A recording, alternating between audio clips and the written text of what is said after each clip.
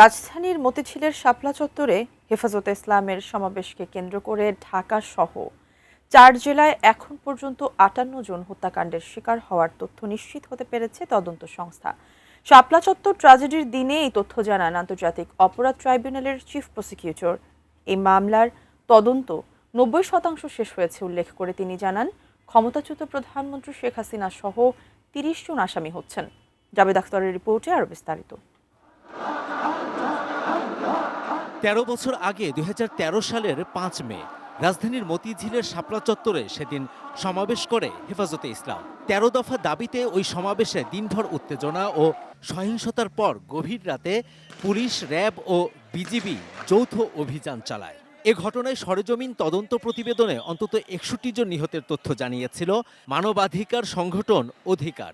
তবে হেফাজত বরাবরই এই সংখ্যা অনেক বড় বলে দাবি করে আসছে।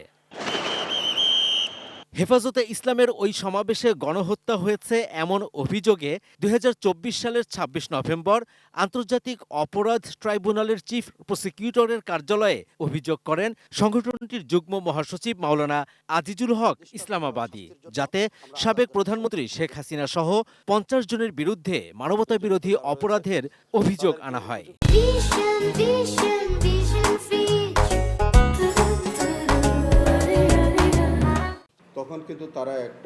অভিযোগ পেয়ে ১.৫ বছরে শাপলা চত্বর হত্যাকাণ্ডের তদন্ত প্রায় শেষ করে ফেলেছে আন্তর্জাতিক অপরাধ ট্রাইব্যুনালের তদন্ত সংস্থা। প্রায় ৯০% আমাদের সমাপ্ত হয়ে গেছে। এটা চট্টগ্রামে আমাদের কিছু ইনভেস্টিগেশনের কাজ আমাদের চলতেছে। ৭/৬/২০২৬ তারিখের মধ্যেই আমরা যে কোনো সময় আশা করছি ইনশাল্লাহ আমরা এই তদন্তটা সম্পূর্ণ কনক্লুড করে আমরা রিপোর্ট সাবমিট করা সম্ভব হবে। চিফ প্রসিকিউটর জানান, ঢাকা সহ 4 জেলায় 58 জনকে হত্যার তথ্য পাওয়া গেছে। ঢাকার মধ্যে 32 জনের নিহত হওয়ার ঘটনা ঘটেছে।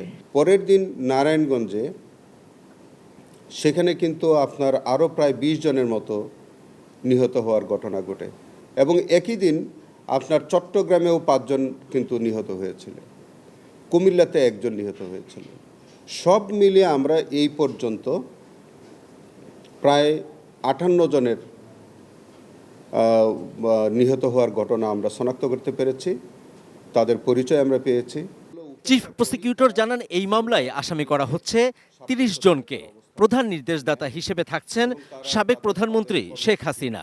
তার সংশ্লিষ্টতা আমরা পেয়েছি এবং অন্যান্য বাহিনী প্রধানদের সংশ্লিষ্টতা আছে, আইন শৃঙ্খলার বাহিনী আছে, আওয়ামী লীগের এই সংগঠন জড়িত আছে। প্রত্যেকের এই নিহত হওয়ার পক্ষে আমাদের পর্যাপ্ত সাক্ষ্য প্রমাণ আমরা পেয়েছি। সাবেক স্বরাষ্ট্র প্রতিমন্ত্রী শামসুল হক টুকু, সাবেক আইজিপি AKM শহীদুল হক, সাবেক সেনা কর্মকর্তা জিয়াউল আহসান সহ 6 জন এই মামলায় গ্রেপ্তার রয়েছেন। Javed Akhtar, ATN news, Dhaka.